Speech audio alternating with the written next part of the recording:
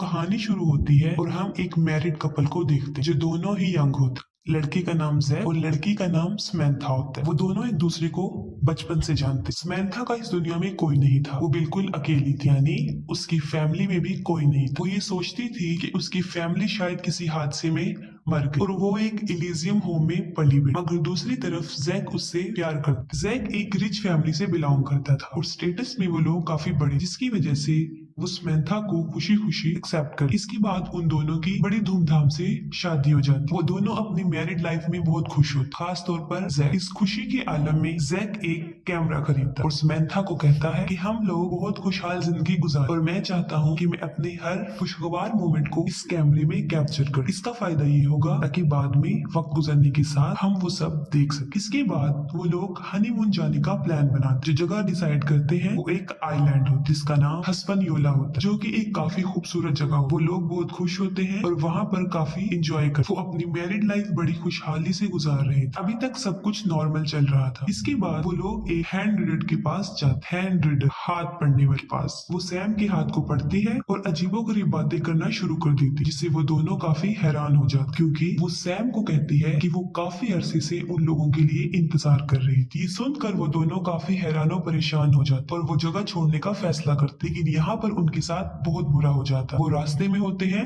और अपना रास्ता भूल जाते और अपने होटल का रास्ता उनको याद नहीं रहता। वो लोग उस रास्ते पर चल रहे होते हैं कि अचानक एक टैक्सी वाला आकर रुकता और कहता है कि मैं आप लोगों की मदद कर सकता हूँ। वो आदमी काफी फ्रैंकली नेचर होता। वो लोग उस आदमी का बिहेवियर देखकर काफी इम्प्रेस हो जाते। गाड़ी में ड्राइवर उन दोनों को कहता है कि मुझे लगता है कि आप लोग हनीमून पर आए, तो मैं चाहता हूँ कि मैं आपको यहाँ पर एक खूबसूरत जगह दिखाऊं और वहां जाकर आप यकीनन एंजॉय करेंगे। वो उनको बताता है कि आपको वहां पर ज्यादा देर स्टे नहीं करना पर सिर्फ 20 मिनट, जिसके बदले में वो उनसे कोई चार्जेस भी नहीं लेगा। उसकी बातें सुनकर सैम इनकार कर देती, क्योंकि सैम थक चुकी होती है और आराम करना चाहती। लेकिन जैक उसको बताता है कि तुम बाद में आराम कर, हम ज्यादा अरसा वहाँ स्टे नहीं करेंगे, जैसे कि उस ड्राइवर ने कहा, सिर्फ 20 मिनट। इसके बाद हम देखते हैं वो गाड़ी वाला उनको एक खुफिया जगह पर ले जाता है। उस ड्राइवर के इरादे ठीक नहीं लग रहे होते। ऐसा लगता है कि वो उन लोगों को अगवा कर ले आए।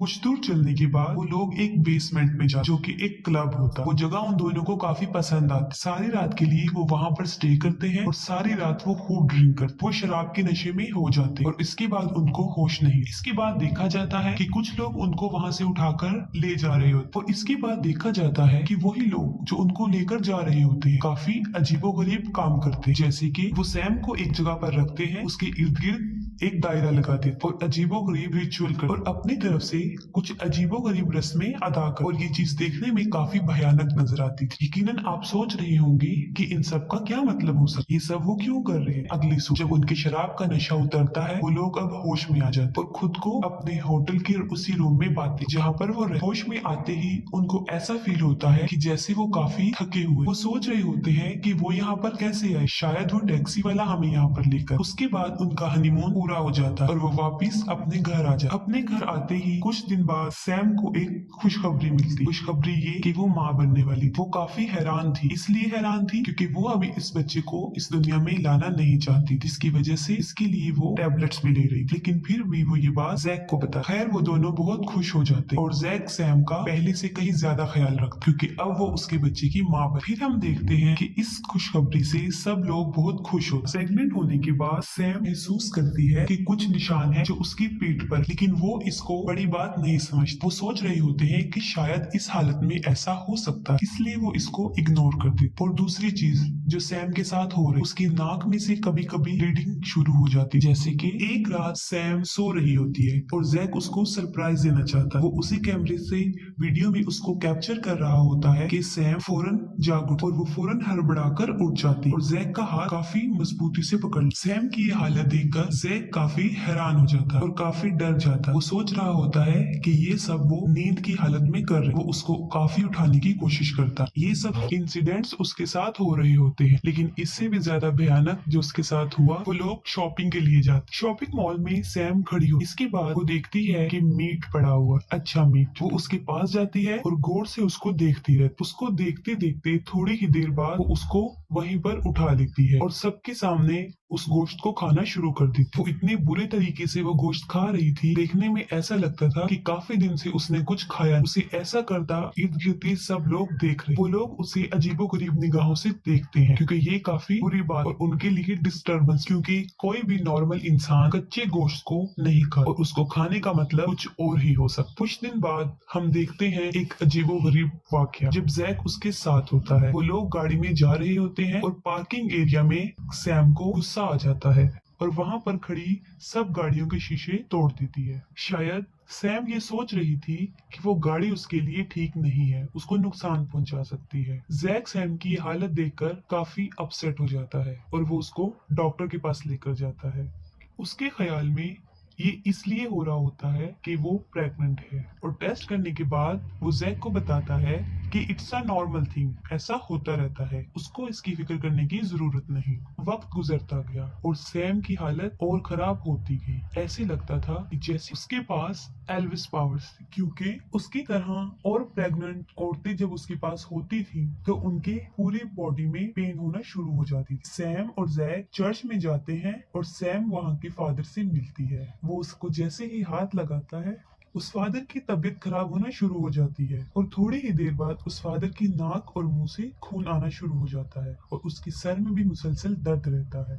इसके बाद उस पास्टर को फौरन हॉस्पिटल लेकर जाया जाता है। सब लोग हैरानो परेशान होते हैं, उनकी समझ में नहीं आ रहा होता कि आखिर ये क्या हो गया। जैक भी काफी हैरानो परेशान होता है। इसके बाद जैक एक बात सोचता है, उसके जहन में फौरन एक बात आ रही होती है कि जब उस फादर के मुंह से खून आता है उसको बुरी तरीके से घूर रही होती है, जो काफी अजीब था। इसके बाद जैक सैम को मशकूक निगाहों से देखता है। वो फौरन अपने कमरे में जाता है, लैपटॉप खोल के अपने वो फुटेज देखता है जो उसने कैप्चर किए होते हैं। उसमें से वो फुटेज खोलता है जो उसने चर्च में कैप्चर किया होता है। वो ये फुटेज देख रहा होता है कि उसके सामने एक ऐसी बात आ जाती है तो वो बहुत हैरान हो जाता है। वो क्या थी? वो ये थी कि जो टैक्सी वाला उनको हनीमून पर मिला था वो उस चर्च में भी मौजूद था, जिससे वो काफी शॉक्ड हो जाता है। ये देखकर जैक सोच में पड़ जाता है कि कहीं वो इनका पीछा करता तो यहाँ नहीं आ गया। इसके बाद वो अपने हनीमून वाला फुटेज खोलता है और बारी बारी खोल के देखता है। वो सारी फुटेजेस में फुटेज ढूंढता है और आखिरकार उसको एक वीडियो मिल ही जाती है। वो वीडियो जब वो लोग बेहोश थे।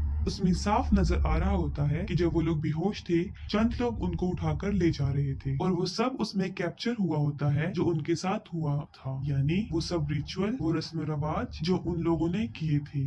और अब जैक का शक और पुख्ता हो जाता है और अब ये उसको यकीन लगने लगा है। वो सोचता है जो उनके साथ हो रहा है वो ठीक नहीं है। वो सोचता है कि ये सब हालात कोई नॉर्मल चीजें नहीं है, इसके पीछे कोई बड़ी बात है। इसके बाद वो सोच में पड़ जाता है कि उसे क्या करना चाहिए। फिर वो अपने एक दोस्त को बुलाता है अपने घर पर ताकि वो सब कुछ देख सके जो उसके साथ हो रहा होता है। लेकिन जैक को इस बात का इल्म नहीं होता कि हालात उसके कंट्रोल से बाहर हैं, क्योंकि उसके साथ जो बैड लक होती है वो ये थी कि वो घर से बाहर जाता है और जब वो वापस आता है तो एक चीज देखकर वो बहुत हैरान हो जाता है। वो क्या थी? वो ये थी कि उसके लैपटॉप में से सारा डाटा कोई चुरा लेता है। वो ये देखकर काफी हैरान और परेशान हो जाता है। फिर उसको ये शक होने लगता है कि कई दिन से हमारे पीछे कोई है, मतलब कोई उनको मुसलसल फॉलो कर रहा है। वो परेशानी की आलम में इधर उधर फिर रहा होता है तो उसकी नजर विंडो पर पड़ती है। वो देखता है कि किसी ने विंडो पर अजीबोगरीब किस्म की मिट्टी गिराई हुई है। ये किस चीज की तरफ इशारा था? वो काफी सोचता है। इन हालात से वो काफी डर जाता है और वो फौरन पुलिस को इन्फॉर्म करता है। पुलिस को ये सब कहानियां लगती हैं, वो उनकी बातों पर यकीन नहीं करता। इसके बाद वो उस फादर के पास जाता है जिसकी हालत खराब हुई थी। उस फादर की हालत काफी तफ्तीशनाक थी, काफी सीरियस कंडीशन में था और वो जैक को कुछ बताता है। वो कहता है कि वो वक्त दूर नहीं जब बहुत से एंटी क्राइस्ट पैदा होंगे, यानी दज्जाल। वो बस इतना ही कहता है और खामोश हो जाता है। वो कोई भी बात को एक्सप्लेन करके नहीं बताता। जैक बहुत परेशान था, उसको अपने सवालों के जवाब चाहिए थे क्योंकि इस सारे हालात से वो नावाकिफ था। और सैम में भी काफी अजीबोगरीब तब्दीलियां आ रही थी, जैसे जब वो अकेली घर पर मौजूद होती वो वही रिचुअल्स करती जैसा उसके साथ हुआ था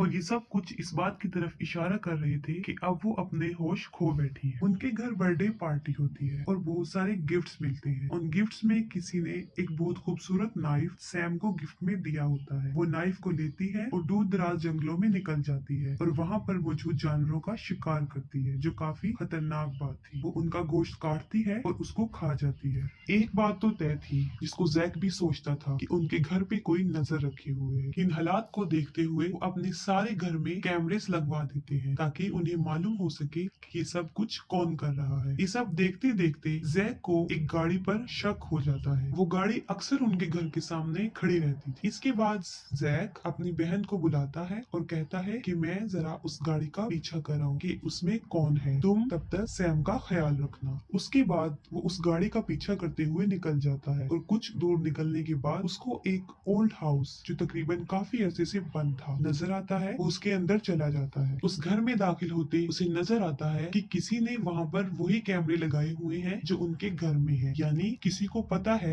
कि अंदर उन लोगों ने कैमरे लगवाए हुए हैं। अब उसको कंफर्म हो गया कि वाकई ही वो लोग उन पर नजर रखे हुए हैं। वो बहुत डर जाता है और भाग जाता है और भागने के बाद वो सीधा अपने घर आ जाता है। घर आने के बाद वो सोचता है कि अब मुझे पुलिस को इन्फॉर्म करना चाहिए। अभी वो ये सोच रहा होता है, सैम की जोर जोर से चिल्लाने की आवाजें उसको आना शुरू हो जाती है। वो फौरन उसकी तरफ भागता है और एक बहुत अजीब वाकया हो रहा होता है। वो ये कि जब वो चिल्लाती है, इर्द गिर्द की घर की सारी चीजें हिलना शुरू कर देती है और ऐसे फील हो रहा था जैसे वहाँ पर अर्थक्वेक आ रहा है, जिलजिले के शदीद झटके। वो सारा घर वाइब्रेट कर रहा होता है। उसके बाद वो इर्द गिर्द देखता है और अपनी बहन को ढूंढता है। उसके बाद दूर पड़ी उसकी बहन की लाश उसको मिलती है, जो कि मर चुकी होती है, क्योंकि वो सैम के पास उस हालत में चली गई थी जब वो अपने रिचुअल में मसरूफ थी और सैम ने अपने उसे जादुई पावर से मार डाला। देखने में और सुनने में ये काफी भयानक और खौफनाक नजर आता है, क्योंकि ये कोई नॉर्मल बात नहीं है कि एक शख्स के चिल्लाने से सारा घर हिल रहा था, इस कदर कि जैसे जलजले के झटके।